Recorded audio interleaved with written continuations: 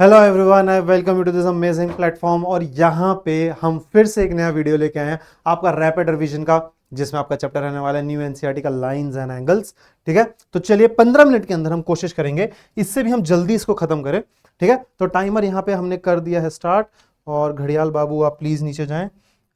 चलिए यहाँ पे आप लोग जो है इसको देखते रहना टाइमर को। ठीक है, चलिए लाइंस एंड एंगल स्टार्ट करते हैं। और यहाँ पे भाई आपके लिए पास कुछ बेसिक चीजें होनी चाहिए, ज्योमेट्री बॉक्स वगैरह। सबसे पहली चीज, एक पॉइंट मेरा क्या होता है। एक प्लेन में अगर मुझे एक पॉइंट को, अगर किसी भी पर्टिकुलर पॉइंट को मेरे को डिनोट करना हो, तो यहाँ पे मैं इस तरीके से उसकी लोकेशन जो है बना सकता हूँ। इसका कोई एंड पॉइंट नहीं होता, एक ही जगह पे रहता है। और हमारे पास ऐसे मान लो पॉइंट पीस का नाम देना, तो इस तरीके से मैं पॉइंट पीस का नाम दे दूंगा, इसके आगे पॉइंट लगा दूंगा। ठीक है, फिर मेरे पास एक फिक्स्ड लाइन सेगमेंट होता है। मान लो ये 5 सेंटीमीटर का है, इसके 2 एंड पॉइंट होते हैं, ये ऐसे मूव नहीं कर सकता क्योंकि ये फिक्स रहता है। इसके 2 एंड पॉइंट होंगे। और अगर इसको हमको डिनोट करना है तो कुछ इस तरीके से इसका नाम रहेगा ए बी। जैसे मान लो यहाँ पे ये बी लिखा है और यहाँ पे ये ए लिखा हुआ है। अब एक लाइन है, ये इन्फाइनाइटली दोनों डायरेक्शन में मूव करेगी।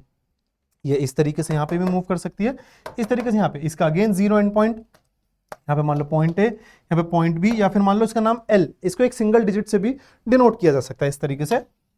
और यहाँ पे इस तरीके से इसका नाम लिखा जा सकता है। जो ऊपर एरो दिखाता है कि दोनों डायरेक्शन मूव करेगी, यानी कि ये लाइन है। फिर यहाँ पर है मेरे पास एक रे, जैसे हमने सन रेज सुना होगा भाई वर्ड, क्योंकि सन से एक डायरेक्शन में वो रेज बाहर आती है। यानी ये मेरा एक एंड पॉइंट है और ये मेरा एक तरफ मूविंग पॉइंट है। तो यहां पे B मेरा जो है मूविंग पॉइंट है, यहां पे जो है A आएगा और यहां पे B आएगा। आप इस नाम को एक्सचेंज नहीं कर सकते, B यहां नहीं लिख सकते, A यहां नहीं लिख सकते। क्यों? क्योंकि B मेरा मूविंग है, A मेरा स्टेशनरी, यानी कि एक फिक्स पॉइंट है। इसमें ये चीज बहुत ज्यादा मैटर करती है इन टर्म्स ऑफ, अगर मैं रे की बात करता हूं तो। चलिए भाई आगे बढ़ते हैं, क्वेश्चन देखते हैं क्या बोला गया क्वेश्चन। सबसे पहला हमारा क्वेश्चन है, ठीक है, name 4 line segments which points are on exactly 1 segment which are on 2। ठीक है, ये हमारा है पहला क्वेश्चन। चलिए इसका आप लोग आंसर दीजिएगा। ठीक है, सबसे पहली चीज यहां पे क्या बोला गया है कि name 4 line segments which points are on exactly 1 segment and which are on 2 segment. सबसे पहले मेरे को यहाँ पे 4 लाइन सेगमेंट्स देखने हैं। तो सबसे पहले LM में यहाँ पे नाम लिख सकता हूँ, फिर LP में यहाँ पे नाम लिख सकता हूँ, फिर मैं LQ नाम लिख सकता हूँ, मैं LR लिख सकता हूँ। अब ऐसे कुछ हैं जो हमारे पास एग्जैक्टली 1 सेगमेंट पे ही रहेगा हमेशा। जैसे कि मैं L पॉइंट लेता हूँ, ये L मेरा यहाँ पे यहाँ तक है, M तक है, लेकिन फिर L मेरा P तक भी है, L मेरा Q तक भी, L मेरा R तक, तो एग्जैक्टली 1 सेगमेंट पे नहीं है ये। और विच आर ऑन 2, जो हमारे दो दो सेगमेंट पे नाम रहने वाले हैं। जैसे कि मैं यहाँ पे बीच के पॉइंट्स ले सकता हूँ यहाँ पे, क्लियर है। तो यहाँ पे मैं कोई भी 2 पॉइंट्स अगर ले लूंगा तो वो मेरा यहाँ पे रहेगा। लेकिन अगर मैं यहाँ पे एक चीज देखता हूँ, ये मेरा यहाँ पे लाइन वाली साइड भी हो सकता है। अगर मैं देखता हूँ, क्योंकि यहाँ पे एरो इस तरीके से लगा हुआ है, तो यहाँ पे मैं MP लिख सकता हूँ, ये मेरा एक सेगमेंट रहेगा। मैं PQ लिख सकता हूँ, ये मेरा एक सेगमेंट रहेगा। मैं M से लेके Q लिख सकता हूँ, ये मेरा यहाँ पे सेगमेंट लेने वाला है। क्लियर है। तो बस आपको ये चीज याद रखनी है कि सेगमेंट के एंड पॉइंट्स होने चाहिए और लाइन के एंड पॉइंट्स नहीं होते हैं, वो इनफाइनाइटली चलते रहते हैं। सिमिलरली रे के भी वो चलते रहते हैं। अब यहां पे क्या बोलोगे, name 3 rays, is T the starting point for all of them. मुझे 3 रेज देखनी है, T से लेके B तक। ठीक है, यहां पे A से लेके B तक, N से लेके B तक। सबके केस में मेरे पास B तो रहेगा ही रहेगा, लेकिन T मेरा सबका एक स्टार्टिंग पॉइंट यहां पर नहीं है। ठीक है, ये यहां पे गलत लिखा गया है। क्लियर है, समझ में आया। चलिए आगे बढ़ते हैं। इफ अ रे स्टार्ट्स एट पॉइंट O लिखा होगा 0 की जगह, and passes through A and B, can we write ray OA as ray AO, why and why not. देखो बच्चे, OA और AO क्यों नहीं हो सकता? क्योंकि मैंने बताया था एक स्टेशनरी पॉइंट होता है और एक मूविंग पॉइंट होता है। मूविंग पॉइंट को स्टेशनरी पॉइंट और स्टेशनरी पॉइंट को मूविंग पॉइंट से आप लोग एक्सचेंज नहीं कर सकते। सिर्फ इतनी सी बात आपको याद रखनी है। क्लियर है, ये थी बच्चे आपकी पहली एक्सरसाइज। चलिए आगे बढ़ते हैं और अब यहां पे हम एंगल के बारे में जानते हैं। ठीक है, ऐसे ही थोड़ा ब्रीफली एक बार जानते हैं। मेरे पास ये है एंगल का वर्टेक्स O, जहां से मेरे पास 2 रेज निकलती हैं वर्टेक्स। ये मेरा एक रे है O से लेके B तक, फिर ये मेरा दूसरी रे है O से लेके A तक। अब ये इसकी आर्म्स कहलाएंगी। ये आर्म्स का कॉमन मीटिंग पॉइंट है और इनके बीच में ये जो ओपनिंग है ये एक एंगल फॉर्म करता है।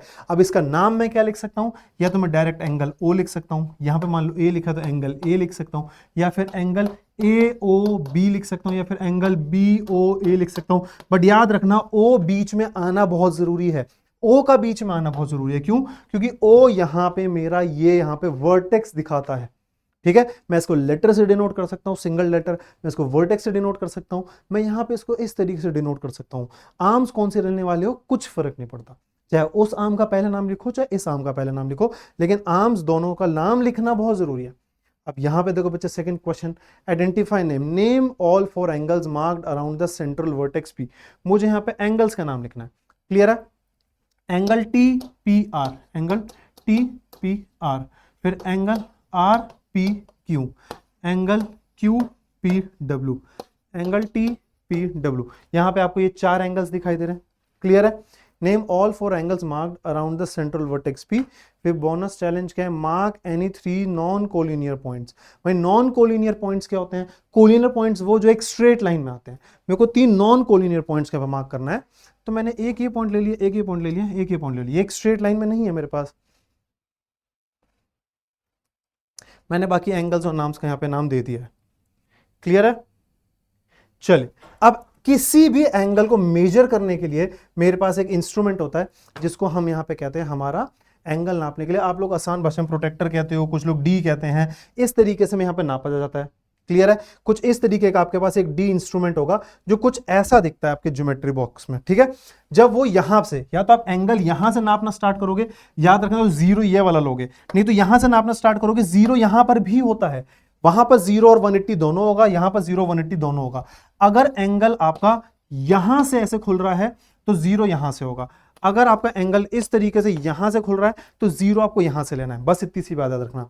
अगर कोई बिल्कुल एकदम ऐसा एल शेप में है या टी शेप में है इस तरीके से, तो ये मेरा यहां पे 90 डिग्री का एंगल होगा, नहीं तो इससे छोटा होगा तो एक्यूट एंगल होगा, एग्जैक्ट 90 डिग्री का होगा राइट एंगल होगा, एग्जैक्ट इससे बड़ा हो जाएगा 90 से जस्ट बड़ा और 180 से जस्ट छोटा वो ऑब्ट्यूज कहलाएगा, इससे भी बड़ा जो होगा वो रिफ्लेक्स एंगल होगा, और जो वापस घूम के, क्योंकि टोटल कंप्लीट एंगल 360 का होता है, ऐसे घूम के जो वापस आ जाता है, तो यानी 180 से बड़ा और 360 से छोटा, ये मेरा यहाँ पे कौन सा एंगल हो जाएगा, ये मेरा हो जाएगा यहाँ पे रिफ्लेक्स एंगल, और 360 के बराबर वो मेरा कंप्लीट एंगल हो जाएगा।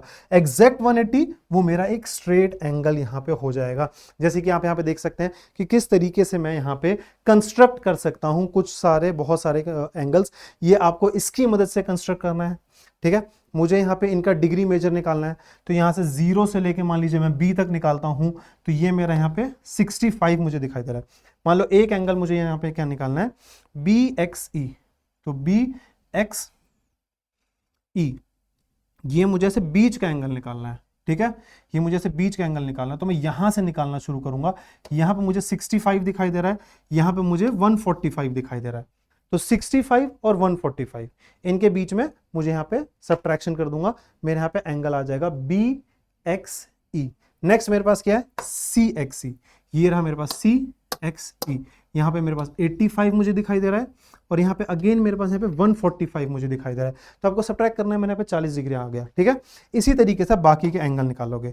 आगे बढ़ते हैं। गिवन स्ट्रेट लाइन PQT, मुझे PQT यहाँ पे स्ट्रेट लाइन दिखा दे रहा है, रे QS cut through 100 degrees and रे QR cut through 45 degrees. Find, मुझे क्या फाइंड करना है, एंगल PQR। देखो PQR मुझे पूरा एंगल निकालना है। देखो ये पूरा कंप्लीट एंगल कितने के बराबर होता है, 45, ये कितना हो गया 145, और यहाँ पे ये कितना हो जाएगा 35, क्लियर है, क्योंकि पूरा 180 के बराबर होता है।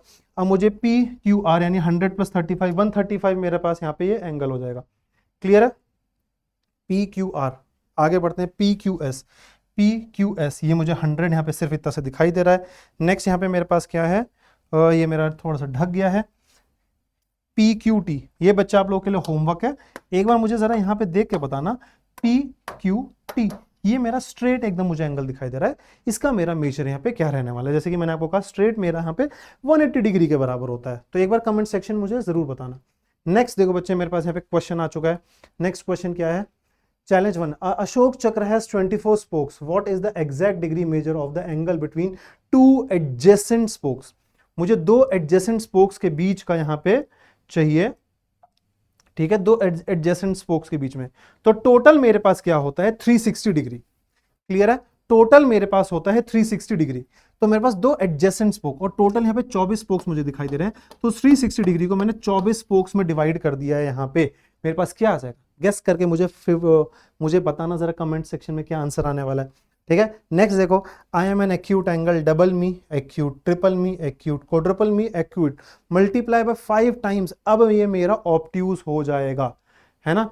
यानी कि मान लो मेरा जो एंगल है वो भी x है, मेरा 2x भी एक्यूट है, मेरा 3x भी एक्यूट है, मेरा 4x भी एक्यूट है, लेकिन जैसे ही उसको मैंने 5 से मल्टीप्लाई कर दिया, यानी x की कोई भी वैल्यू चलेगी वो मेरी 22.5 से बस कम होनी चाहिए, क्योंकि जैसे ही मैं इसको 5 से मल्टीप्लाई करूंगा वो मेरा 90 से ऊपर हो जाएगा।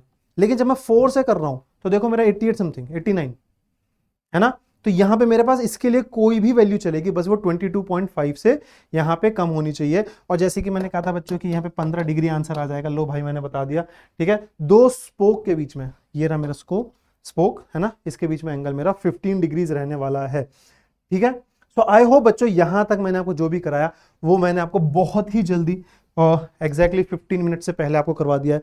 आई होप आज की क्लास में आपको मजा आया होगा। मिलेंगे हम लोग एक और अमेजिंग सी क्लास में। बाय बच्चों एंड टेक केयर।